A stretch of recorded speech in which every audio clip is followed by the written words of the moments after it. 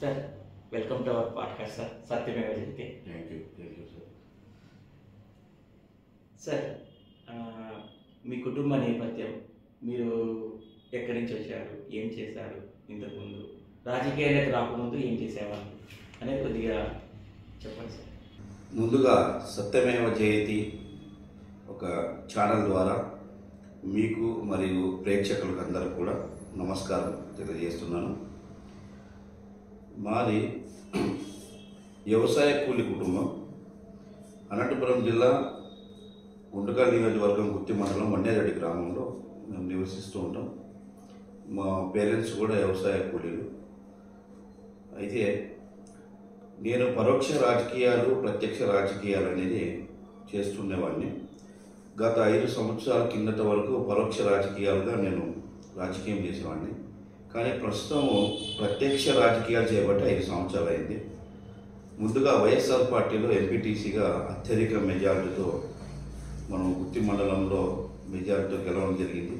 తర్వాత నేను ప్రజాసేవ చేయాలనే ఆలోచనతో ప్రజలకు సేవ చేస్తున్న సందర్భంలో ఆ యొక్క పార్టీలో వారి ఆలోచనకి నా ఆలోచనకి అనుకూలంగా లేకున్నందు వలన నేను బీజేపీ పార్టీలోకి మారడం, బీజేపీ పార్టీలో జిల్లా కార్యదర్శిగా బాధ్యతలు తీసుకొని ఒక బీజేపీ పార్టీని జిల్లాలో బలోపేతం చేయడానికి ప్రయత్నం చేస్తూ ఈ తరుణంలో పార్టీని గుర్తించి జిల్లా కిసాన్ మోర్చా అధ్యక్షుడిగా ప్రకటించడం జరిగింది. తర్వాత రెండవసారి కూడా మళ్ళీ నాకు జిల్లా అధ్యక్షుల అవకాశం ఇవ్వడం జరిగింది. సార్ ఇప్పుడు బీజేపీ జిల్లా కిసాన్ మోర్చా అదే అనంతపురం జిల్లా కిసాన్ మోర్చా అధ్యక్షుడిగా ఉన్నారు కదా సార్. దీంట్లో మీ మెయిన్ రోల్ ఏం సార్? ఇక్కడ మనం కిసాన్ మోర్చా అనగానే వ్యవసాయ రంగానికి సంబంధించిన రైతులు ఏమేమి ఇబ్బందులు పడుతున్నారు, వారి సమస్యలు ఏంటనేది తెలుసుకోవడానికి ఒక అవకాశం ఉంటుంది. ఆ రైతాంగానికి మనం తోడ్పడడానికి సహాయించడానికి ఈ యొక్క కిసాన్ మోర్చా ద్వారా నాకు అవకాశం ఉంటుంది. అందుద్వారా నేను రైతులకి సేవ చేసే ఒక భాగ్యం ఉంటుందనే ఆలోచనతో రాజకీయ పార్టీ బీజేపీ పార్టీ తరఫున రైతులు ఇప్పుడు పడుతున్నటువంటి ఇబ్బందుల్ని కూడా నేను అన్నింటిని కూడా దగ్గర నుండి చూస్తూ వారి సమస్యలన్నీ కూడా ప్రభుత్వ దృష్టికి తీసుకెళ్తూ కొన్ని సమస్యలు పరిష్కరించడానికి ప్రయత్నం చేస్తున్నాను.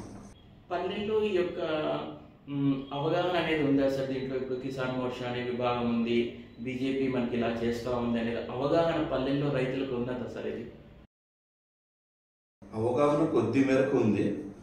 కొద్దిగా టౌన్ అర్బన్ ఏరియాలో అయితే ఎక్కువ శాతం ఉంది, రూరల్ గ్రామాల స్థాయిలో తక్కువ శాతం ఉంది.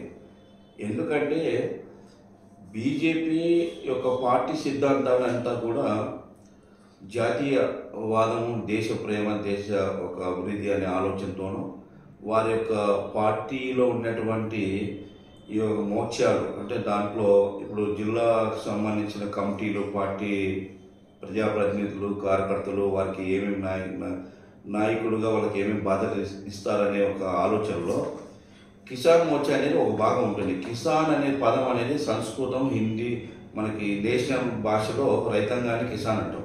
కానీ మన సౌత్ ఇండియాకి వచ్చే లోపల ఆ పేరు తక్కువ శాతం మందికి అవగాహన ఉంటుంది.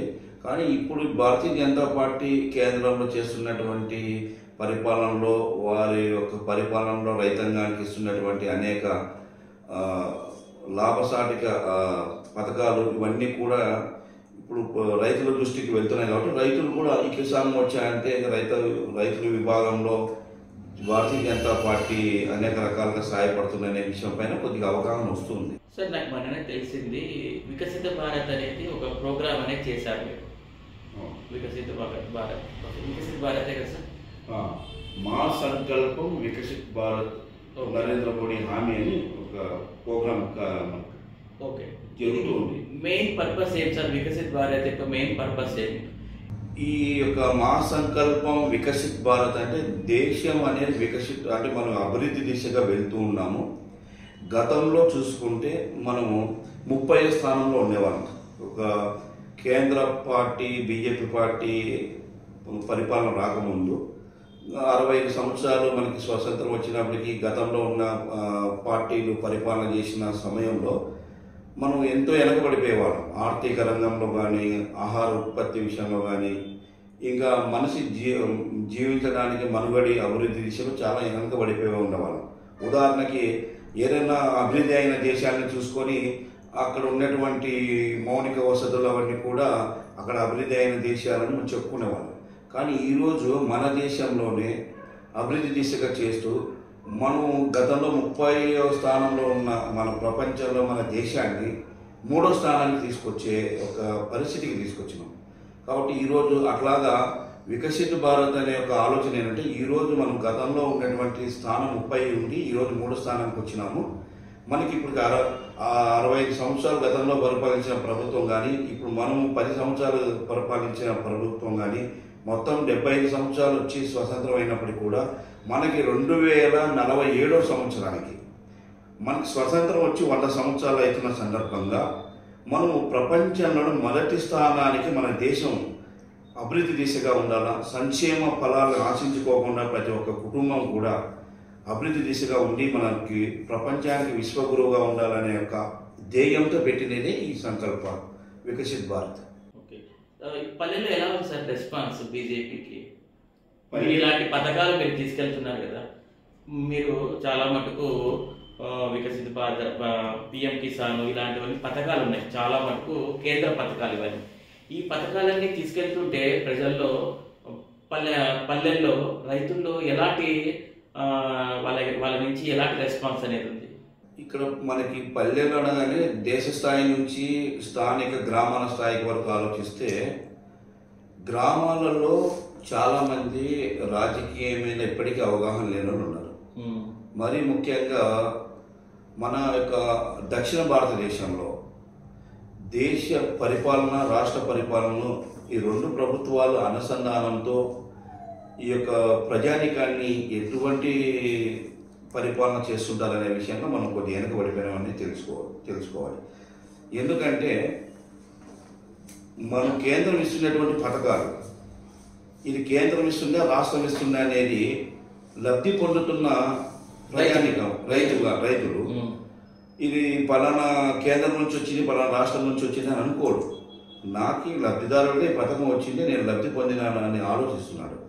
కానీ రాష్ట్ర ప్రభుత్వం కూడా కేంద్రం దీంట్లో వాటా 60% ఉంది, రాష్ట్ర వాటా 40% ఉందని వాళ్ళు చెప్పుకోవాలి. ఎందుకంటే వాళ్ళు మేము చేసే పని మాకు గుర్తింపు వస్తే చాలు, దీని గురించి కేంద్రానికి రావాలనే ఆలోచన వాళ్ళకు ఉండదు. ఎందుకంటే కేంద్ర పరిపాలన చేస్తున్నటువంటి పార్టీ వేరు, రాష్ట్ర పరిపాలన చేస్తున్నటువంటి పార్టీ వేరు ఇక్కడ.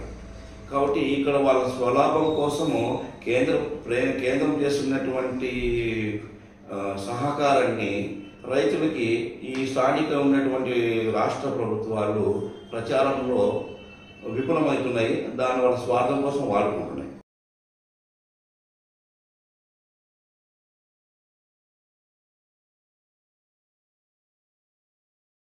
దానికోసం మీరేం చేస్తున్నారు సార్? ఇప్పుడు వాళ్ళు చేయడం లేదు, మీరైనా ఏదైనా చేయాలి కదా. ఇప్పుడు ఎంత పర్సెంటేజ్ ఉంది కేంద్రం, ఎంత పర్సెంటేజ్ ఉంది రాష్ట్రం అనేది మీరు విడదీసి చెప్పాలి కదా. చెప్తున్నాము. అయితే ఇక్కడ మనకి పార్టీల పరంగా ప్రచారం వెళ్ళాలంటే, ఒక వ్యక్తి నుంచి ఇంకో వ్యక్తికి వెళ్ళాలంటే టైం పడుతుంది. డైరెక్ట్ ప్రచారం వేరు, మౌత్ టు మౌత్ ప్రచారం వేరు అవుతుంది. అయితే దీంట్లో మేము చేసిన ప్రచారాన్ని రాజకీయ పార్టీలు వాళ్ళ స్వార్థం కోసం తిప్పి కొడుతున్నాయి. ఎట్లా తిప్పి కొడుతున్నాయంటే, ఇప్పుడు కేంద్రం అనేది పిఎం కిసాన్ ద్వారా 6,000 రూపాయలు ఇస్తుంది, రాష్ట్రం అనేది రైతు భరోసా కింద 7,500 ఇస్తుంది. ఇది విడదీసి చెప్పుకోకుండా ఈ 6,000 ఆ 7,500 రాష్ట్రం ఇచ్చి 7,500 రెండింటిని కలిపి రైతు భరోసా కింద ప్రభుత్వము 13,500 ఇస్తుందని చెప్తున్నాడు. ఇక్కడ ప్రభుత్వం అని వాడుతున్నాడే కానీ రాష్ట్ర ప్రభుత్వమా కేంద్ర ప్రభుత్వమా ఈ వాటా ఆ వాటా అని ఇక్కడ వాళ్ళకి వివరణ చెప్తుండలేదు. అందులో మేము చెప్తున్నాం. మేము చెప్తే ఇక్కడ ఏమవుతుందంటే రాష్ట్ర పరిపాలనలో ఉన్నటువంటి వ్యవస్థ, మన ప్రభుత్వ వ్యవస్థ అనేది స్థానిక రాజకీయ నాయకులకి చెప్పిన మాట వింటారు కానీ కేంద్రం ఉన్నటువంటి జాతీయ పార్టీ బీజేపీ నాయకుల మాట వినట్లేదు. ఎందుకంటే ఇక్కడ ప్రజాస్వామ్యంలో అధికారం పరంగా చేస్తున్నటువంటి ప్రభుత్వ అధికారులు ప్రజాప్రతినిధుల మాట వినడానికే ముందుకొస్తారు కానీ ఇక ప్రతిపక్షంలో ఉన్నటువంటి నాయకుల మాట వినరు. కాబట్టి అక్కడ మేము చేసే ప్రచారాన్ని వాళ్ళు తిప్పి కొడుతున్నారు. అందుకోసమే ఈరోజు ఈ వికసిత్ భారత్ అనే సంకల్ప యాత్ర మన జరిగింది. ఇప్పుడు నెక్స్ట్ ఫిబ్రవరి 9వ తేదీ నుంచి 11వ తేదీ వరకు 3 రోజులు గ్రామ సంపర్క్ అంటే ఆ మండలంలో ఉన్నటువంటి బీజేపీ పార్టీ నాయకులు కేంద్ర ప్రభుత్వం ఆ గ్రామాలలో ఎన్ని సంక్షేమ పథకాలు ఎన్ని రంగాల సంబంధించిన ప్రజానీకానికి విడివిడిగా ఏమేమి ఇస్తున్నారని తెలియజేయడానికి 3 రోజుల కార్యక్రమం జరుగుతుంది. దాంట్లో మేము ప్రచారం గట్టిగా చేస్తాం. దాని తర్వాత ప్రజాపోలని గతంలో మేము ఒకసారి చేసిన ప్రజాపోలని అక్కడ మంచి స్పందన వచ్చింది. ఇప్పుడు మీరు చెప్పినట్టుగానే కేంద్ర ప్రభుత్వము రాష్ట్ర ప్రభుత్వము విడివిడిగా ఏమేమి చేస్తున్నాయి, రాష్ట్ర ప్రజానీకాని దగ్గర పరిపాలన చేయడానికి ఆర్థిక వనరులు ఏమున్నాయి, రాష్ట్ర బడ్జెట్ ఏముంది, కేంద్ర బడ్జెట్ ఏం రిలీజ్ చేస్తుంది, కేంద్రం వనరుల్ని ఎట్లాగో ఉత్పత్తి చేస్తుంది, ప్రపంచంలోనే మనం ఆర్థికంగా ఎంతమంది తీసుకెళ్తున్నాం అనే ఈ విషయాలన్నిటి కూడా మేము ప్రజాపోరు ద్వారా ప్రజలకు తెలియజేసాం. ఆ రోజు కూడా చాలామంది ప్రజలందరూ కూడా అవగాహన పెంచుకొని బీజేపీ పార్టీ కూడా మంచి పరిపాలన చేస్తుందనే స్పందన వచ్చింది. అది మరింత ఇప్పుడు మేము 2వ ప్రజాపోరు ప్రోగ్రాంలో మరింత ఎక్కువ శాతం ప్రజల వద్దకి తీసుకెళ్తాం. సార్, ఇప్పుడు మన పక్క రాష్ట్రం తమిళనాడు తీసుకోండి. ఇక్కడ వచ్చేసి అన్నామలై బీజేపీ రాష్ట్ర అధ్యక్షుడు ఐపీఎస్ ఆఫీసర్. ఆయన ఐపీఎస్ ఆఫీసర్గా రిజైన్ చేసేసి ఆయన బీజేపీ రాష్ట్ర అధ్యక్షుడిగా ఉంటూ చాలా చాలా పథకాలని తర్వాత బీజేపీ ద్వారా ఉంటూ బీజేపీ రాష్ట్ర అధ్యక్షుడిగా ఉంటూ అక్కడ ప్రభుత్వం చేస్తున్న అక్రమాలు అయితేనేమి, తర్వాత వాళ్ళ యొక్క లోపభూయిష్టమైన ప్రభుత్వ పరిపాలన అయితేనేమి చాలా చక్కగా తీస్తున్నాడు, వెలికి తీసి అందరికీ చెప్తున్నాడు. మరి ఇక్కడ మన ఆంధ్రప్రదేశ్లో వచ్చేసి అలాంటి నాయకులు ఉన్నారా, లేకుంటే కొరవడినారా, లేకుంటే బీజేపీ నాయకత్వాన్ని తీసుకోవడానికి ముందు రావటం లేదా? మన దక్షిణ భారతదేశంలో తమిళనాడు రాజకీయానికి మన ఆంధ్రప్రదేశ్ రాజకీయానికి చాలా దగ్గర సంబంధాలే ఉంటాయి. అయితే తమిళనాడు రాష్ట్రంలో రాజకీయంగా దక్షిణ భారతదేశంలో ముందడుగుంటుంది. కర్ణాటక, ఆంధ్రప్రదేశ్, తెలంగాణ, తమిళనాడు ఈ 4 రాష్ట్రాలతో పోల్చుకుంటే. ఎందుకంటే వారు రాజకీయంగా కూడా ప్రతిదీ కూడా సౌత్ ఇండియాలో కూడా ప్రాంతీయం అనే ఒక సెంటిమెంటు, తర్వాత థర్డ్ లాంగ్వేజ్ అంటే వాళ్ళ యొక్క భాషకి ప్రాధాన్యత ఇవ్వడం, ఈ విషయాలలో వాళ్ళు ముందుండి ప్రజానీకానికి కూడా వాళ్ళు ఎక్కువ ప్రచారం చేసుకుంటూ ఆ తమిళనాడుకు సంబంధించిన విషయాలు రాజకీయాలు ఎక్కువ చేస్తుంటారు. అందుకే అక్కడ చాలా వరకు జాతీయ పార్టీలు ఎక్కువ శాతం ఎప్పుడు ఉండలేదు. కానీ ఇప్పుడు మీరు చెప్పినట్టుగా అన్నమలై గారు ఒక ఐపీఎస్ ఆఫీసర్గా అతని పైన ప్రజలు ఉన్నటువంటి విశ్వాసంతో, ఒక నమ్మకంతో ఆయన చెప్పేది 100% కరెక్ట్ అనేది ప్రజల దగ్గర తీసుకెళ్లడం, ప్రజలు అర్థం చేసుకోవడం, 2 కూడా అనుసంధానంతో ఒకేసారి జరుగుతుండడం వల్ల అక్కడ వెంటనే వచ్చేసింది. మన రాష్ట్రానికి విషయానికి వచ్చే లోపల మన రాష్ట్రంలో ఏమైందంటే ఇక్కడ 2014లో బీజేపీ పార్టీ ఎలక్షన్లో పోయినప్పుడు అలయన్స్ ద్వారా పోటీలో వెళ్ళడము, 2019లో ఇండివిజువల్గా దిగడము, 2024 వచ్చే లోపల ఏ నిర్ణయం తీసుకుంటారనే ఆలోచనలో ప్రజానీకం పడడం వల్ల బీజేపీ పార్టీని నడిపించడానికి సరైన మాస్ లీడర్ వస్తాడా, లేదా ఉన్న లీడర్లతోనే మాకి అభివృద్ధి చేస్తారనేది ప్రజానీకం ఎదురు చూస్తున్నారు. అయితే ఇక్కడ కూడా మనకి రాష్ట్రానికి మన బీజేపీ పార్టీ క్యాడర్కి, జాతీయ బీజేపీ పార్టీ క్యాడర్కి 2 రకాలుగా ఆలోచించుకోవాలి.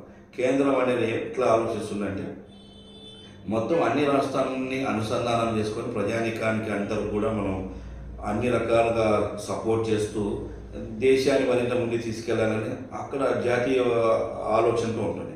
కానీ రాష్ట్రానికి వచ్చే లోపల ఇక్కడ ప్రజానీకానికి, రాష్ట్రంలో ఉన్నటువంటి ఓటర్లకి, ఇక్కడ వీళ్ళు అలవాటు పడిపోయిన రాజకీయ అలవాటుకి జాతీయ పార్టీకి సంబంధించిన ఆలోచనలు కొద్దిగా వెంటనే అర్థం కాదు. అందులో భాగంగా ఇక్కడ మనకి ఆంధ్రప్రదేశ్లో ఈ కుటుంబ పార్టీలు, తర్వాత ప్రాంతీయ పార్టీలు, 2 సామాజిక కులం పార్టీలు బాగా బలంగా ఉన్నాయి. ఇవి ఉండడం ద్వారా మా పార్టీకి అయితే ఎటువంటి ఇబ్బంది ఏం లేదు. కానీ ప్రజానీకం అనేది నష్టపోతున్నారు. ఆ నష్టంలో మీరు అన్నట్టుగా బీజేపీ పార్టీ కావాలి, బీజేపీ పార్టీ రావాలి అనే ఆలోచన ఉన్న వాళ్ళు తక్కువ శాతం ఉన్నారు. ఇప్పుడిప్పుడు చాలామంది బీజేపీ పార్టీనే రావాలా, ఈ 2 పార్టీలు గత 30 ఏళ్ళ నుంచి చూస్తున్నాము, వారు వచ్చి ప్రభుత్వ పరిపాలన చేసినా, వీరు వచ్చి ప్రభుత్వ పరిపాలన చేసినా రాష్ట్రాన్ని అప్పులు పాలు చేస్తున్నారు. వాళ్ళ యొక్క సామాజిక వర్గాన్ని అభివృద్ధి చేసుకుంటున్నారు. వాళ్ళ కుటుంబం మాత్రమే రాజకీయ వారసత్వం ఏలుతుంది, రాష్ట్రం అంతా ఎనికి వెళ్ళిపోతుందనే అవగాహన వచ్చింది. కాబట్టి ఈ సమయంలో మనకి రాష్ట్రంలో బీజేపీ పార్టీ కావాలని ప్రజలు ఉన్నారు. రాష్ట్రంలో కూడా బీజేపీ పార్టీ అధికారంలోకి రావాలని పార్టీ కూడా ఆలోచిస్తుంది. అయితే ఇక్కడ మనకు ఒక సమస్య ఏంటంటే ప్రజలందరూ ఏం ఆలోచిస్తున్నారు, బీజేపీ పార్టీ అధిష్టానం బాగుంది, బీజేపీ పార్టీ కేంద్ర పరిపాలన బాగుంది. రాష్ట్ర విషయానికి వస్తే మాకు ఒక ప్రతి నియోజకవర్గానికి మా సమస్యలు ఏదైనా వస్తే పరిష్కరించడానికి ఒక లీడర్ కావాలని ఎదురు చూస్తున్నారు. అది ప్రజలు ఆలోచిస్తున్నది. రాజకీయ నాయకులు ఏం ఆలోచిస్తున్నారంటే ఏ దాంట్లో ఏ పార్టీలో ప్రజానీకం ఓటు శాతం ఎక్కువ ఉంది, ఏ పార్టీలో నేను వెళ్తే నాకు ఓట్లు ఎక్కువ శాతం వచ్చి నేను ప్రజాప్రతినిధిగా ఎమ్మెల్యేని ఎంపీని అవుతానని వీళ్ళు ఆలోచిస్తున్నారు. ఈ రెండు కూడా ఎట్లున్నాయంటే గుడ్డు ముందా కోడి ముందా అన్నట్టుగా ఉంది. నాయకులేమో ఇక్కడ పార్టీ అభిమానులు ఓటర్లు కావాలని నాయకులు ఆలోచిస్తున్నారు. ప్రజలేమో నాయకులు వస్తే మేము ఓటు వేయడానికి, మేము పార్టీని అభిమానించడానికి రెడీగా ఉన్నామని వీళ్ళు అనుకుంటున్నారు. ఈ రెండింటినీ బ్యాలెన్స్ చేయడానికి సమయం అనేది ఒకటి మనకి వస్తుంది. త్వరలో కూడా ఈ రెండు సమన్వయంతో ప్రజలకు అందరికీ కూడా మేము ఈ పార్టీని బలోపేతం తీసుకెళ్లి రాష్ట్రంలో కూడా భారతీయ జనతా పార్టీ ప్రభుత్వం ఏర్పడే దిశగా మేము ప్రయత్నం చేస్తాం. సార్, ఒక డౌట్ నాకు. యాక్చువల్లీ టీడీపీ వైసీపీతో పోల్చుకుంటే బీజేపీ క్యాడర్ అనేది చాలా తక్కువ ఉంది ప్రస్తుతానికి. అది వచ్చేసి రెండు పార్టీలలో బీజేపీ క్యాడర్ అనేది లోతుగా వేర్లు లోపలికి పోయినట్టుగా చెట్టు కింద చాలా పదుకొనిపోయింది. ఈ పార్టీ క్యాడర్ డెవలప్మెంట్ కోసం మీరు ఏం చేయాలనుకుంటున్నారు, ఎట్లా చేస్తే బాగుంటుంది అనుకుంటున్నారు? దీంట్లో మీకు ఇంకో విషయం, కేంద్రం నుంచి ఏమైనా సహాయ సహకారాలు అందుతాయా? ఏదైనా మీకు హెల్ప్ అనేది వస్తుంటుందా? కేంద్ర సహకారం అనేది ఖచ్చితంగా వస్తుంది.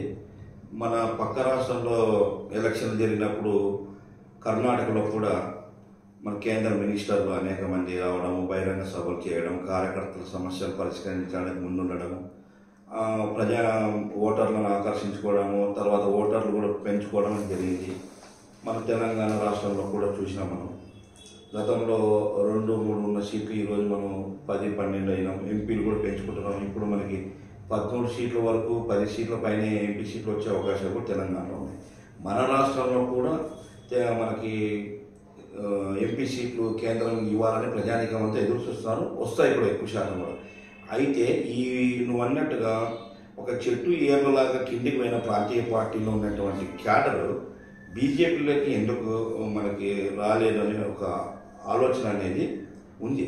అది ఎందుకు రాలేదంటే ఇక్కడ పార్టీలు గొప్పతనం కాదండి, ప్రాంతీయ పార్టీలు గొప్పతనం కాదు. వాళ్ళు ఏం చేస్తున్నారంటే మనసులో వీక్నెస్ మీద రాజకీయం చేస్తున్నారు. మనసులో ఉన్న వీక్నెస్ ఏంటంటే క్షేత్రస్థాయి, కేంద్ర స్థాయి నుంచి క్షేత్రస్థాయిలో మనకి ప్రతి గ్రామంలోనూ, ప్రతి మండలంలోనూ, ప్రతి జిల్లాలోనూ వర్గపోరు ఉంటుంది. ఆ వర్గపోరు ఎట్లుంటారంటే వాళ్ళకి కక్షపూర్వకమైనటువంటి వర్గపోరు. ఒక గ్రామంలో ఒక సామాజిక వర్గం వాళ్ళు ఏదో సమస్య వల్ల ఒకసారి ఏదన్నా గొడవ జరిగింటారు మరొక సామాజిక వర్గం, లేదా అన్నదమ్ములో, లేదా సామాజిక వర్గానికి సంబంధం లేకుండా కొద్దిమంది వీళ్ళు ప్రజలు, కొద్దిమంది అటువైపు ప్రజలు, ఇటువైపు ప్రజలు ఏదో ఒక సమస్య మీద గొడవ జరిగింటారు. అలాంటి గొడవ జరిగినప్పుడు ఒక వర్గానికి అధికారంలో ఉన్న పార్టీ ఎవరైనా కానీ ప్రాంతీయ పార్టీ సపోర్ట్ చేసింది అనుకోండి, ఆ వర్గం అంతా అతనికి అభిమానిస్తారు. ఇప్పుడు ఈ వర్గపోరు అనేది అక్కడే స్టార్ట్ అవుతుంది.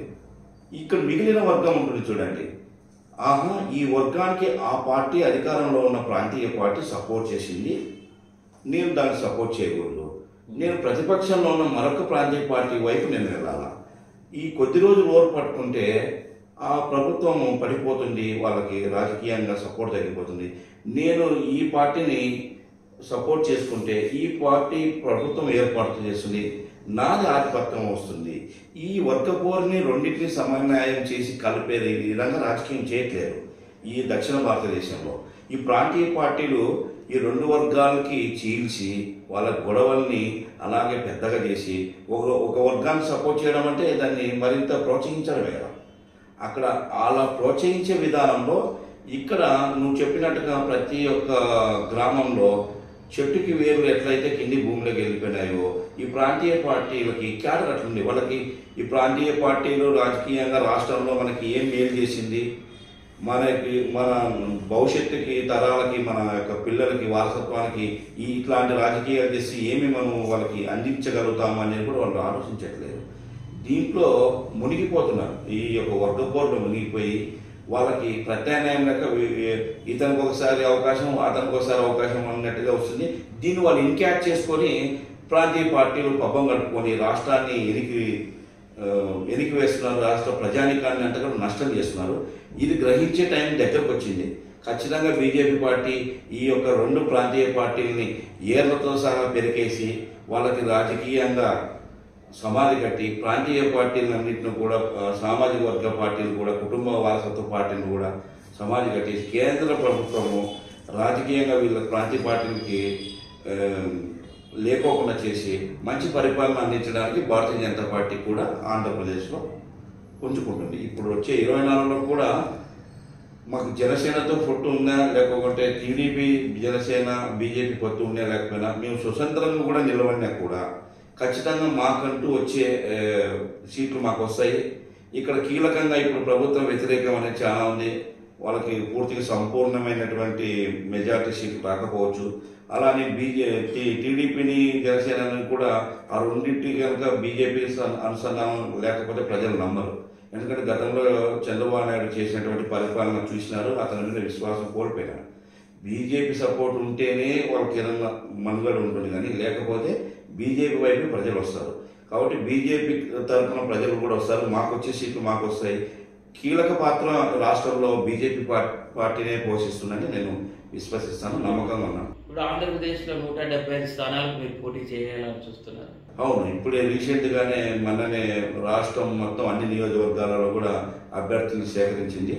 అయితే ప్రకటించలేదు, ఎందుకంటే కేంద్రం యొక్క బీజేపీ కమిటీ రాష్ట్ర కమిటీ యొక్క రెండు కూడా అనుసంధానం చేసుకొని ఇక్కడ మనం పొత్తులతో పోతామా సొంతంగా పోవాలా అనేది ఇంకా పూర్తి నిర్ణయం కాలేదు. కాబట్టి ఆ నిర్ణయం వచ్చి అంతవరకు వెయిట్ చేస్తారు. ఇప్పటికైతే రెడీగా సిద్ధంగా అన్ని 175 నియోజకవర్గాలకి ఎమ్మెల్యేలు నిలబడడానికి అలాగే 25 ఎంపీ సీట్లు నిలబడడానికి కూడా పార్టీలో రెడీగా ఉన్నారు నాయకత్వంగా. గుంతకల్ నియోజకవర్గమే తీసుకుందాం. ఇక్కడ వచ్చేసి మీరు ఎందుకంటే మీరు గుత్తి గుత్తి అనేది గుంతకల్ కిందకే వస్తుంది కాబట్టి నేను మీ మాట అడుగుతున్నాను. దాదాపు త్రిసభ్య కమిటీ అనేది 1 వీక్ బ్యాక్ ఏమో వచ్చినట్టుంది. మీ కమిటీ ద్వారా అంత ఎమ్మెల్యే ఆస్పిరెంట్స్ ఎవరైతే ఉన్నారో చాలామంది నమోదు చేసుకున్నట్టున్నారు పేర్లు, మాకు ఎమ్మెల్యే సీట్ కావాలని. ఇంతమంది సభ్యులు నమోదు చేసుకోవడానికి కారణం ఏమి? ఇక్కడ మనం ఆలోచించాల్సిన విషయం ఏంటంటే ఎక్కువ మంది ఇక్కడ ఉన్నారని మనం ఆలోచిస్తున్నాము, కానీ ఇక్కడే పార్టీ ఒక గొప్పతనం. ఇందాక మనం మాట్లాడుకున్నట్టుగా స్వార్థ రాజకీయాలు చేసే ప్రాంతీయ పార్టీల్లో ఇంతమందికి అవకాశం లేదు. వాళ్ళకి ఎవరైతే డబ్బున్న నాయకుడు ఉన్నాడా లేదంటే వారసత్వం రాజకీయ నాయకుడు ఉన్నాడా, ఎవరిని తీసుకొచ్చుకొని ఈ ప్రజల్ని మరొకసారి మోసం చేస్తామని ఒకరిని ఇద్దరిని వెతుకుతూ ఉంటారు. కానీ బీజేపీ పార్టీ అట్లా కాదు. ఒక సామాన్య పౌరుడు ఉన్నాడా, మా నియోజకవర్గంలో ఎటువంటి సాధారణమైనటువంటి సేవ చేసే పౌరుడు మన కార్యకర్తగా ఉన్నాడా, కాబట్టి మనం అందరికీ అవకాశం కల్పించడానికి ప్రయత్నం చేస్తామనే ఉద్దేశంతో ఎవరెవరి ఆలోచనలు ఎంతవరకు ఉన్నాయని అందరి ఆలోచనని సేకరించింది. మనం 2019లో పోలిస్తే 2019లో ఎమ్మెల్యే ఎంపీ స్థానాలు నోటిఫికేషన్ వచ్చిన తర్వాత చాలా తక్కువ టైం ఉండింది, చాలా అంటే ఎలక్షన్స్కి పోయేదానికి. అప్పుడు మీరు గందరగోళంలో ఉన్నారు. అప్పుడు టీడీపీతో పొత్తు ఉందా? ఇప్పుడు 2019లో పోలేదు, 2014లో పోయినారు. బట్ అప్పుడు వచ్చేసి సీట్ల విషయంలో కొద్దిగా పంపకం విషయంలో కొద్దిగా డిస్ప్యూట్ వచ్చినట్టుంది. అప్పుడు మన నియోజకవర్గం ఏమైందంటే బీజేపీ పొత్తుల్లో భాగంగా బీజేపీ అభ్యర్థికి టికెట్ ఇచ్చినారు ఇక్కడ.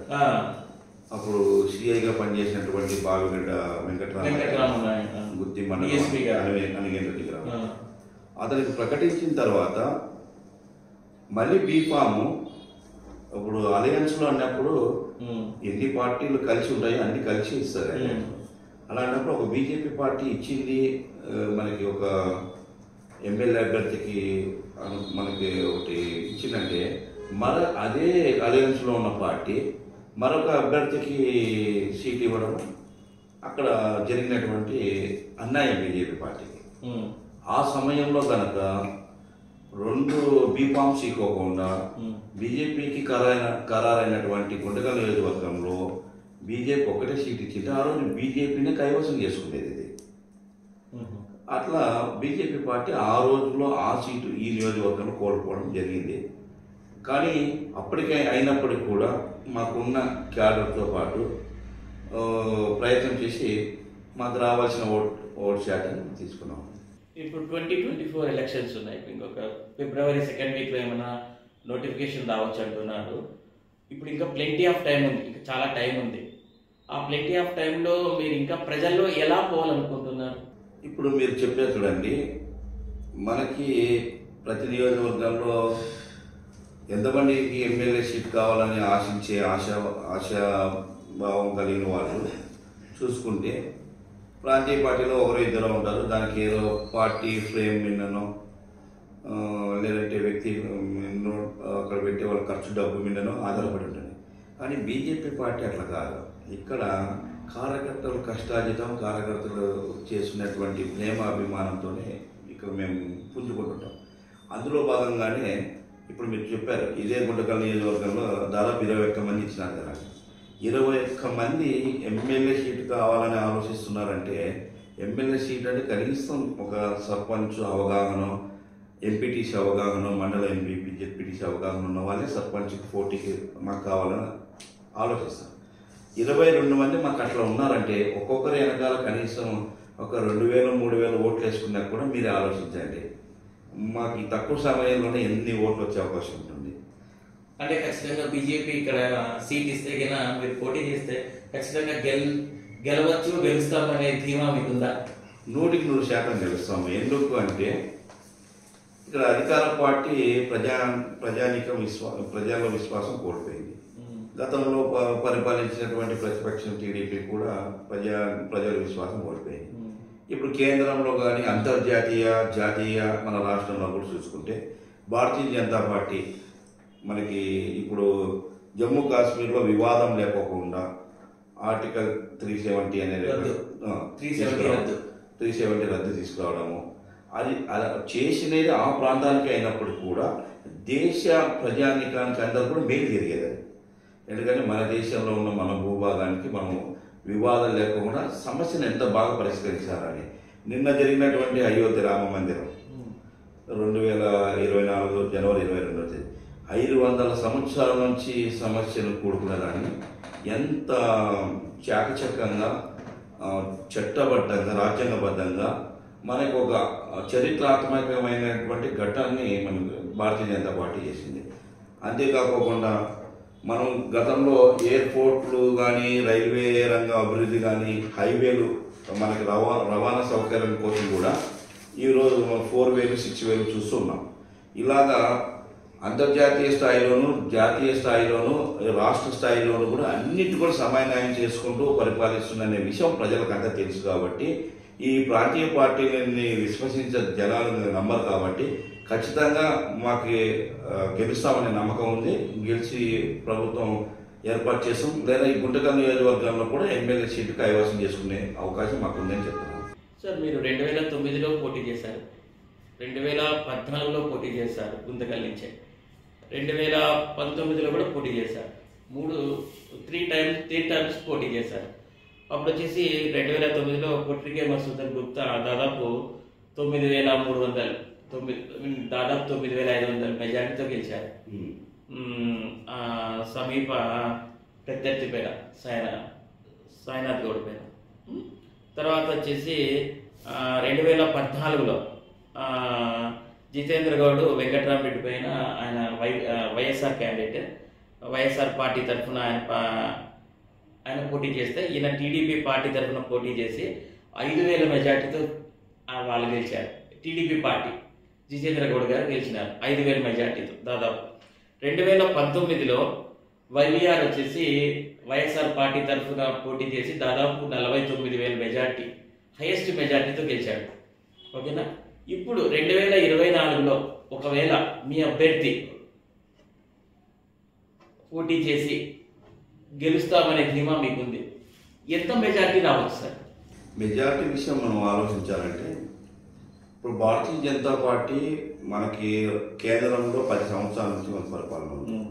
అంటే మీరు చెప్పిన 2014 నుంచి ఇప్పుడు 2014 వరకు పూర్తిగా భారతీయ జనతా పార్టీ పరిపాలన ఎట్లా ఉంటుందనే ప్రజానికానికి ఆ రోజు తెలియదు 2014. కానీ జాతీయవాదం అనేది, తర్వాత భారతీయ జనతా పార్టీ సిద్ధాంతం అనేది ప్రజలకు తెలుసు కాబట్టి ఆ రోజుల్లో కూడా చాలా అభిమానం ఉండేది భారతీయ జనతా పార్టీ.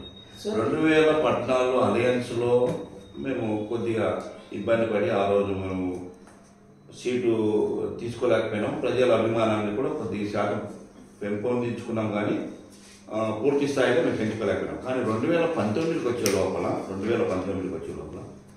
ఇక్కడ ఏమవుతుందంటే ప్రజల ఓట్లు అనేది ఒకసారి ఎక్కువ మెజారిటీ, ఒకసారి తక్కువ మెజారిటీ అనేది ఓట్ల మెజారిటీ విషయంలో మనం ఆలోచించాల్సి వస్తే ప్రజలకి ఒకసారి వాళ్ళ అభిప్రాయం క్యాండిడేట్ మీద అభిమానం పెరగచ్చు, లేదంటే వాళ్ళు ఓటు వేసే పార్టీ మీద అభిమానం పెరగచ్చు, లేదంటే వాళ్ళు అక్కడ ఉన్నటువంటి పరిస్థితులను, అంటే ప్రాంతీయ పరిస్థితులను బట్టి వాళ్ళ నమ్మకంతో కూడా ఓటు శాతం ఎవరికి వెళ్ళని చేస్తుంటారు. అట్లా 2014లో మధుసూదన్ గారికి, 2014 మధుసూదన్, 2014లో జితేంద్ర గౌడ్, 2019లో వైవిఆర్కి అత్యధిక మెజారిటీ రావడానికి దాని వెనకాల కూడా ప్రజలు ఆ టైంలో ప్రత్యామ్నాయం వ్యక్తి లేకపోవడము, అంటే అప్పుడు రేస్లో వ్యక్తిని బట్టి పార్టీని బట్టి నిర్ణయించే ప్రజానీకం కూడా ఆ రోజుల్లో ఆ వ్యక్తికి కలిసి వచ్చిన సమయం. కానీ అదే సమయం వాళ్ళకి అట్లా వస్తుందని మేము చెప్పలేము, అదే మెజారిటీ మాకు వస్తుందని మేము చెప్పలేము. కానీ మేము అనుకునేది ఏంటంటే మాకు మెజారిటీ కాదు ఇక్కడ ముఖ్యం. ఈ మెజారిటీ అనేది వ్యక్తిని బట్టి, పార్టీని బట్టి, ప్రాంతం మీద ఉన్నటువంటి సెంటిమెంట్ని బట్టి వేసే ఓటుని బట్టి మెజారిటీ వస్తుంది. కానీ మేము మెజారిటీ కోసము పనిచేసే పార్టీ కాదు మాకు ఆలోచన. మాకు ఏంటంటే మినిమం మేము గెలిస్తే చాలా అనే ఆలోచనలో ఉంటాం. సార్ సపోజ్ ఇప్పుడు గుంతకల్ నియోజకవర్గమే తీసుకున్నాం సార్. సపోజ్ ఇప్పుడు వైఎస్ఆర్ పార్టీ తరఫున పోటీ చేశారనుకోండి, జితేంద్ర గౌడ్ గారు టీడీపీ పార్టీ తరఫున పోటీ చేశారు. వీళ్ళిద్దరికీ సమతూకంగా బీజేపీ పార్టీ ఇంకొక బరువున్న వ్యక్తిని పరిలెత్తించాలి. ఈ బరువున్న వ్యక్తి ఎవరు అని ఆలోచించడంతోనే టైం అయిపోతుందా, లేదంటే తొందరగా వాళ్ళని దించి పార్టీ క్యాడర్ బలోపేతానికి, లేదంటే పార్టీలో ప్రజల్లోకి పార్టీని తీసుకుపోవడానికి ఎంతవరకు మీకు టైం కావాల్సి వస్తుంది?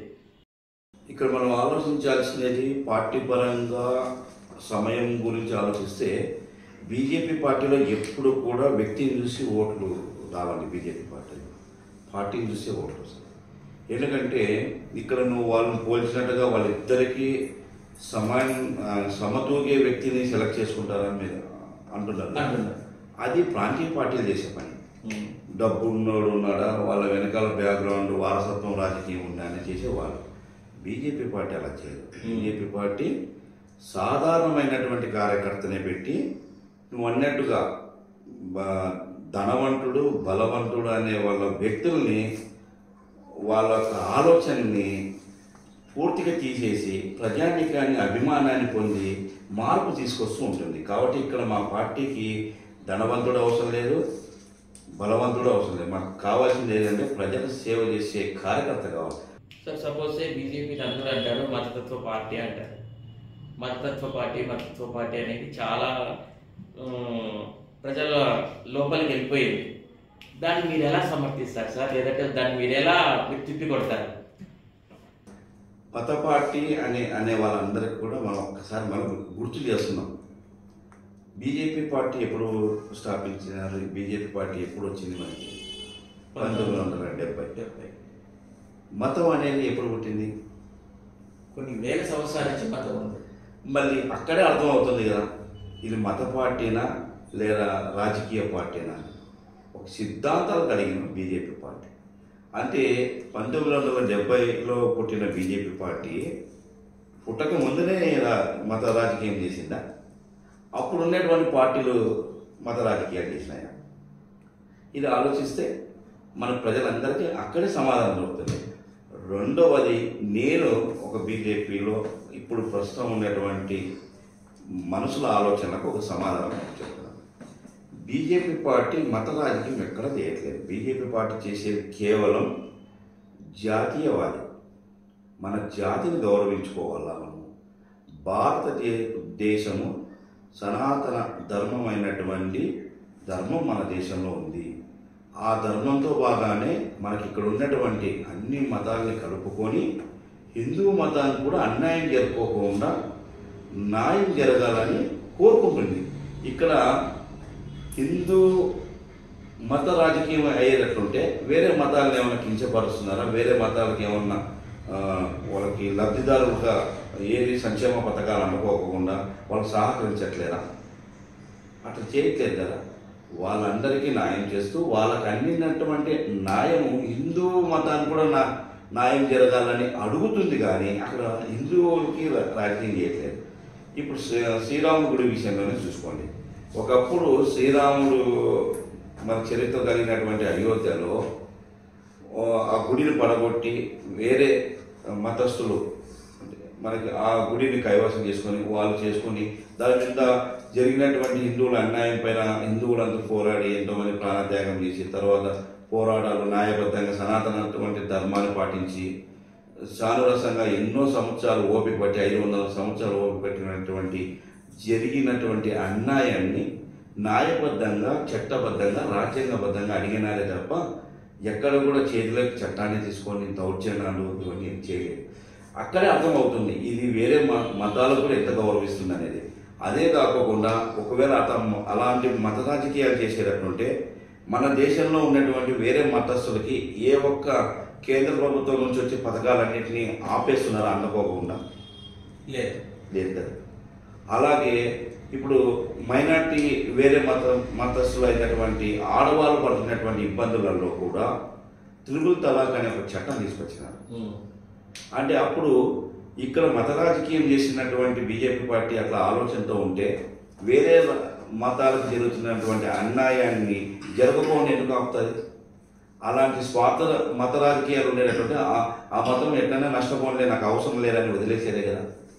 అలా చేయలేరు. కాబట్టి ఇక్కడ మనకి అసలుకి బీజేపీ పార్టీ మత పార్టీ కాదు, ఇది ఒక జాతీయవాది పార్టీ.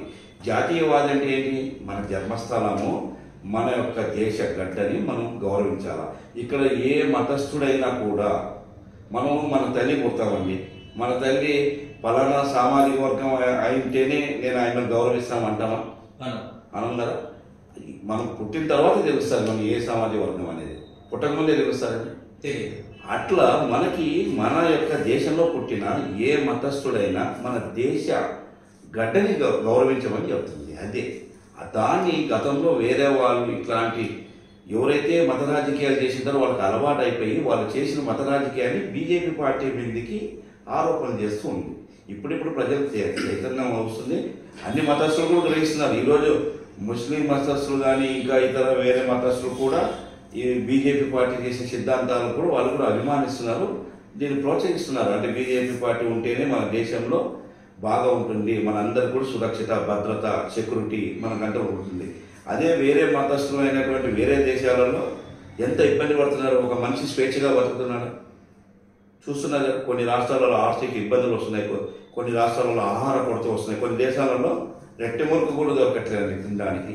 1 లీటర్ పెట్రోల్ ఎంత రేటు పెరిగింది, గ్యాస్ సిలిండర్ ఎంత రేటు పెరిగింది, ఆహారం బియ్యం రైస్ ఇలా అనేక రకాలుగా ఎంత కోల్పోతాం. మరి అక్కడ వేరే హిందూ మతం ఏం లేదు కదా, హిందూ మతం ప్రోత్సహించి బీజేపీ లేదు కదా. కానీ అక్కడ ఆ దేశాలలో ఉన్నటువంటి మతస్థులు కూడా భారతీయ జనతా పార్టీ ఆర్థికంగా ఆహారంగా కూడా వాళ్ళకి కాపాడింది. ఇది మేధావులందరూ కూడా తెలిసిన వాళ్ళందరూ కూడా ప్రజలకు చెప్తూ ఉన్నారు. ఇంకా మనం ప్రజల దగ్గర తీసుకెళ్ళడానికి మరింత కొంత సమయం పడుతుంది. రాబోయే కాలంలో పూర్తి స్థాయిలో మన దేశంలో ఉన్నటువంటి అన్ని మతస్థుల వాళ్ళు కూడా బీజేపీ పార్టీని ఆదరిస్తారు, గౌరవిస్తారు. సార్, టీడీపీ వైసీపీతో పోలిస్తే బీజేపీ ఎలాంటి కొత్త వ్యూహాలు తీసుకోవడానికి ప్రయత్నం చేస్తుంది సార్ ఇప్పుడు రానున్న ఎలక్షన్స్కి? వ్యూహం అనేది బహిరంగంగా చెప్పేది కాదండి రాజకీయంగా. ఎందుకంటే పార్టీలలో వారు చేసే పోటీలో స్థానాలు గురించి, అక్కడ ఉన్నటువంటి రాజకీయ పరిస్థితులు, దాన్నింటినీ చక్కబెట్టుకోవడానికి కొన్ని చోట ఫేవర్గా ఉంటుంది, కొన్ని చోట నెగిటివ్ ఉంటుంది. మనకి ఫేవర్గా ఉన్న చోట ఎట్లా ముందుకు వెళ్ళాలా, నెగిటివ్ ఉన్న చోట ఎట్లా వెళ్ళాలా, తర్వాత ఇప్పుడు ఉన్నటువంటి ప్రాంతీయ పార్టీలో బలానికి మనం సమానంగా ఢీకొట్టడానికి మనం ఏమేమి వ్యూహం రచించాలనేది జాతీయ పార్టీ స్థాయిలో ఉంటుంది. ఒక రాష్ట్ర పార్టీలో, ప్రాంతీయ పార్టీలోనే మనం అనేక వ్యూహాలు చూస్తూ ఉంటాం. అట్లాంటిది కేంద్ర ప్రభుత్వము, బీజేపీ పార్టీ పరిపాలిస్తున్నటువంటి జాతీయ పార్టీలో చాలా పెద్ద వ్యూహం ఉంటుంది. ఖచ్చితంగా ఆ వ్యూహం అనేది మనకి ప్రజలందరికీ కూడా అర్థమయ్యేలా తెలుస్తుంది. ప్రజలు కూడా దాన్ని అర్థం చేసుకొని బీజేపీ పార్టీకి రాబోయే రోజుల్లో పట్టం కడతారని నేను ఆశిస్తున్నాను. జిల్లా కిసాన్ మోర్చా అధ్యక్షులుగా మీరు ఇప్పుడు వర్కింగ్ చేస్తున్నారు బీజేపీలో, ప్రస్తుతం పదవి మీద. ఇంకా రైతులకు ఎలాంటివి చేస్తే బాగుంటుందని మీరు ఆశిస్తున్నారు? ఎలాంటి కార్యక్రమాలు చేపడితే, ఎలాంటి పథకాలు చేస్తే బాగుంటుంది? రైతులు చాలామంది ఈరోజు భూములకి చాలా విలువ వస్తుంది, భూములు విలువ పెరుగుతుంది, కానీ రైతాంగం పడుతున్నటువంటి వాళ్ళ కష్టానికి విలువ పెరగట్లేదు. ఎందుకు దాని విలువ పెరగట్లేదంటే మనం పండించేటువంటి పంటలకు సరైన గిట్టుబాటు ధర లేకపోవడము, లేదంటే పెట్టుబడికి సమానంగా లాభం రాకపోవడం, అది సమస్య అక్కడ ఉంది. దాన్ని ఆలోచించుకొని ఈరోజు కేంద్ర ప్రభుత్వం చాలా మనకి టెక్నాలజీతో కూడుకున్న వ్యవసాయ రంగాన్ని అందిస్తూ, పెట్టుబడి దక్కించడానికి ఏమేమైతే టెక్నాలజీ వాడాలో చేస్తూ, తర్వాత ఖర్చు తగ్గించడానికి ఏదేదైతే కావాలో అట్లాంటివన్నీ సీడ్స్, ఇంకా అవన్నీ సంబంధించిన రసాయన ఎరువులు, ఇవన్నీ కూడా చాలా మార్పులు చేసుకుంటూ వస్తున్నారు. దాంతోపాటుగా ఇంకా కొన్ని ముఖ్యమైనవి చేస్తుంది రాబోయే కాలంలో బీజేపీ పార్టీ. ఏవి ముఖ్యమైనటువంటి, ఇప్పుడు ఒక రైతు పండించిన పంట రోడ్డు పైన వేస్తున్నాడు. ఆ రోడ్డు పైన వేయాల్సిన పరిస్థితికి కారకులు ఎవరు? అలాంటి పరిస్థితిని ఎదుర్కొని ముందుకు పోవాల, రైతాంగం అభివృద్ధి చేయాలంటే ఏం చేయాలి అనే దిశలో ఆలోచించాలి. ఆ దిశలో ఆలోచించాలంటే నా వ్యక్తిగత అభిప్రాయం చెప్తున్నాను, రైతులు వేస్తే అందరూ ఒకే పంట వేస్తున్నారు. ఇప్పుడు ఒకే పంట వేస్తారు. ఎందుకు అట్లా వేస్తున్నారంటే వాళ్ళ అలవాటు, రైతాంగంలో వాళ్ళకు ఉన్నటువంటి అలవాటు. దాని ద్వారా ఏం నష్టపోతున్నాం మనం అంటే, ఇప్పుడు మనకి ఒక 100 మంది మనుషులకి కావాల్సిన ఆహారము ఇంతనే ఉంటుంది, ఇన్ని కేజీలు ఇంత ఆహారం కావాలంటుంది. అంతకుమించి ఎక్కువ మోతాదులో మనకి ఉత్పత్తి అయిందనుకోండి, అప్పుడు ఏమవుతుంది, రైతులు దాన్ని అవసరం లేదనుకుంటారు. ఎప్పుడైతే మనకు కావాల్సినంత ఉత్పత్తి కన్నా ఎక్కువ ఉత్పత్తి మనం రైతాంగంలో ఒకే పంట చేసినామో, అక్కడ దాని యొక్క డిమాండ్ తగ్గిపోయి రేటు పడిపోతుంది, సప్లై ఎక్కువైపోయేసి డిమాండ్ తగ్గిపోతుంది. అయితే అది ఎట్లా మనం పరిష్కరించాలంటే, మనకి రైతులు ఒకే పంట అందరూ వేయకూడదు. అయితే మనకి ఇది కేంద్ర ప్రభుత్వం కానీ రాష్ట్ర ప్రభుత్వం కానీ ఏం ఆలోచించాలా, మన యొక్క భారతదేశంలో రైతాంగం మీద ఆధారపడినటువంటి రైతులు ఎంతమంది ఉన్నారు, ఎన్ని హెక్టార్లు భూములు వ్యవసాయ రంగం కింద ఉన్నాయి, దాంట్లో 2 పంటలు పండేటివి భూములు ఏమున్నాయి, 1 పంట పండే భూములు ఏమున్నాయి, 3 పంటలు పండే భూములు ఏమున్నాయని మనం విభజించుకొని, వీళ్ళు మొత్తం దేశంలో ఉన్నటువంటి రైతులు, లేదా దానిని విభజించి రాష్ట్రంలో ఉన్నటువంటి రైతులు, లేక ఒక జిల్లాకు సంబంధించిన రైతులు, ఇలా విభాగాలుగా చేసుకొని ఇప్పుడున్నటువంటి టెక్నాలజీ, ఇప్పుడు చాలా బీజేపీ పార్టీ టెక్నాలజీని వాడుకొని రైతాంగాన్ని బాగా సహకరిస్తుంది. దానికి తోడు మరింతగా రైతు ఏ పంట ఎంతమంది చేస్తున్నారనేది ముందే ఒక 3 నెలల ముందే నమోదు చేసుకునే ఒక టెక్నాలజీ యాప్ మనకి ఇప్పుడు వచ్చినటువంటి యాప్ అనేది కనుక మనం దాని విభాగాలుగా జిల్లా స్థాయిలోనూ రాష్ట్ర స్థాయిలోనూ తీసుకొచ్చినట్లయితే మనకు ఒక అవగాహన వస్తుంది. ఈ సంవత్సరము ఖరీఫ్ పంట ఏం వేయాలనుకుంటున్నారు, రబీ పంట ఏం వేయాలనుకుంటున్నారు, రబీలో ఇంతమంది ఆలోచనలు ఈ పంట మీద ఉన్నారు, ఖరీఫ్లో ఇంతమంది ఉన్నారు. అంటే ఈసారి ఉత్పత్తి పెరుగుతుందా తగ్గుతుందా అనేది మనకి బిఫోర్ 3 నెలల ముందే తెలుసు. పంట మనం అనేది 3 నెలలు 4 నెలలు కాల పరిమితి, 3 నెలలు 4 నెలలు పంట కాల పరిమితిలో మనకి ముందే తెలిసినట్లయితే కొద్దిగా మనం నష్టపోయే ఒక రైతాంగాన్ని ఆదుకునే అవకాశం ఉంటుంది.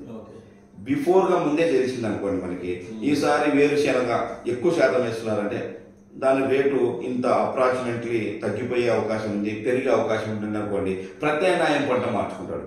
అట్లా ప్రత్యామ్నాయం పంట ఎప్పుడైతే మార్చుకుంటాడో నష్ట నివారణ అనేది తగ్గుతుంది.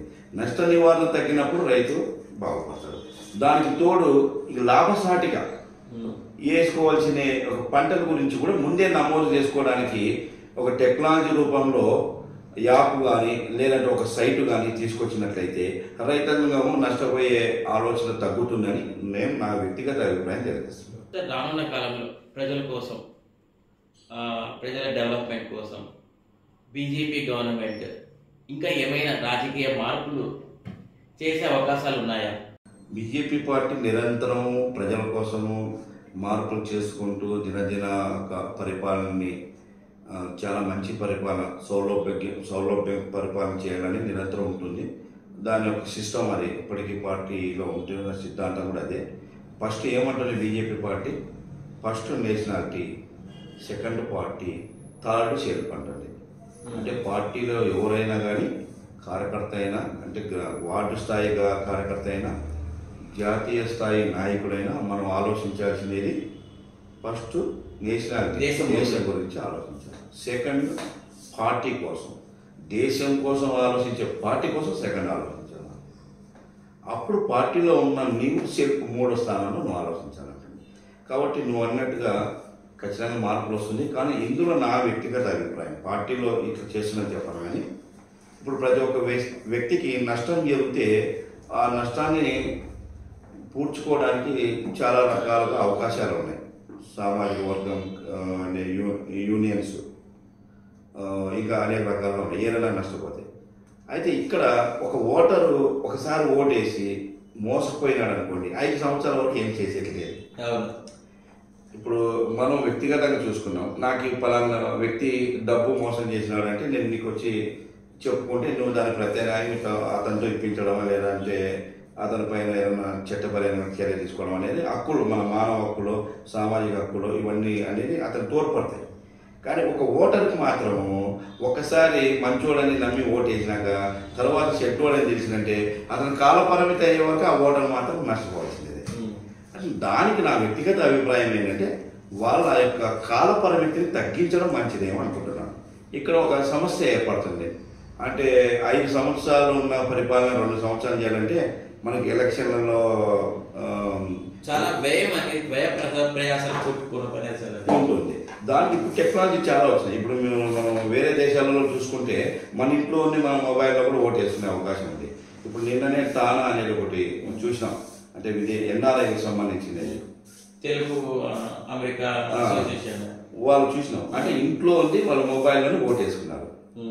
అంటే దాంట్లో కూడా ఏదైనా అవకతవకలు జరుగుతుందనే ఆలోచనతో ఆలోచిస్తున్నారు. అట్లా టెక్నాలజీ వాడాలా లేదా, దీంట్లో ఏదన్నా ఉంది. కానీ అట్లాంటి టెక్నాలజీని వాడడము, లేదంటే ఖర్చు తగ్గించుకొని ఎలక్షన్లు జరిపేకి ఏ మార్గం అయితే వస్తుందో చూసుకొని కాలపరిమితిని తగ్గించినట్లయితే ఓటర్కి కూడా కొద్ది మేరకు, నష్టపోయిన ఓటర్కి కూడా తొందరగా మళ్ళీ ఏదన్నా మార్గం దొరికి అవకాశం ఉంటుందని నేను తెలియజేస్తాను. సార్, చివరగా మీరు రానున్న ఎలక్షన్స్కి అయితే బీజేపీ పార్టీ జిల్లా కిసాన్ మోర్చా అధ్యక్షులుగా, ఓకేనా, మీరు ఏం చెప్పాలనుకుంటున్నారు?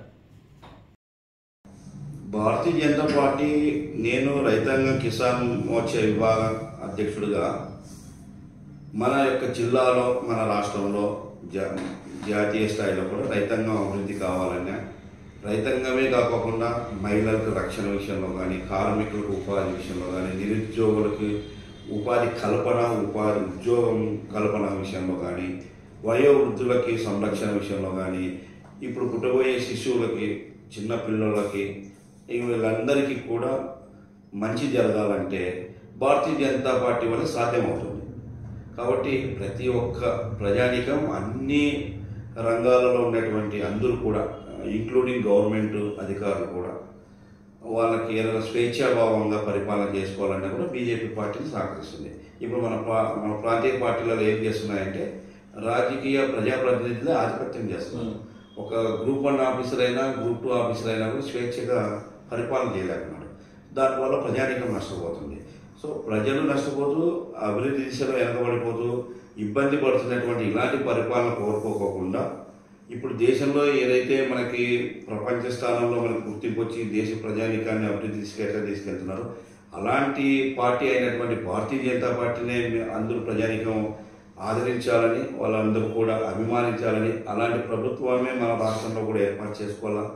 దేశం అంతటా కూడా ఇలాంటి పార్టీనే నిరంతరం ఉండడం మంచిదని ప్రజల్ని నేను మీ యొక్క సత్యమేవ జయతే ఛానల్ ద్వారా కోరుతున్నాను. సార్ చివరికి ఒక రిక్వెస్ట్ సార్, ఎవరైనా ప్రజలు ఎవరైనా కానీ మా ఛానల్కి పలానా సమస్య ఉందని వస్తే మీ దగ్గరికి మేము పంపిస్తే మీరు హెల్ప్ చేయగలరా, సేవ చేయగలరా?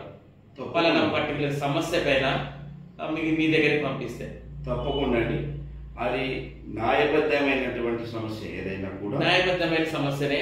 ఏదైనా ఆయన సమస్యతో బాధపడుతూ ఉంటే సమస్య ఆయనకు వచ్చి ఉంటే మీ దగ్గరికి పంపిస్తే మీరు ఆయనకి సేవ చేసేకి మీరు చొరవ తీసుకుంటారా? తప్పకుండా అండి. ఇప్పుడు మనం ఒకటి ఎక్కడ సమస్య వస్తుందంటే అన్యాయం జరిగినటువంటి వ్యక్తికి న్యాయం జరగలేదంటే దాని వెనకాల ఖచ్చితంగా రాజకీయ బలోపేతం ఉంటే ఉంటుంది.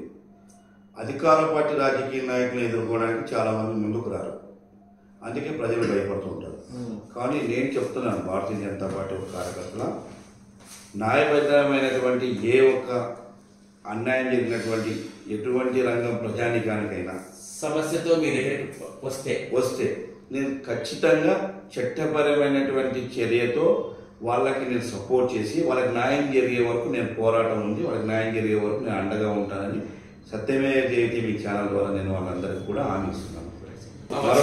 మరొకసారి మీ యొక్క సత్యమేవ జయతే యొక్క యూనిట్ బృందం టీం అందరికీ అలాగే మన యొక్క రాష్ట్ర ప్రజానీకానికి ప్రజలందరికీ కూడా నా యొక్క హృదయపూర్వక నమస్కారాలు తెలియజేసుకుంటూ అలాగే మీరందరూ కూడా భవిష్యత్తులో భారతీయ జనతా పార్టీకి మీ యొక్క అండదండాలుగా మీ సపోర్టింగ్ ఉండాలని మీరందరూ భాగస్వామ్యం కావాలని కోరుకుంటూ సెలవు తీసుకుంటున్నాను. Thank you very much sir.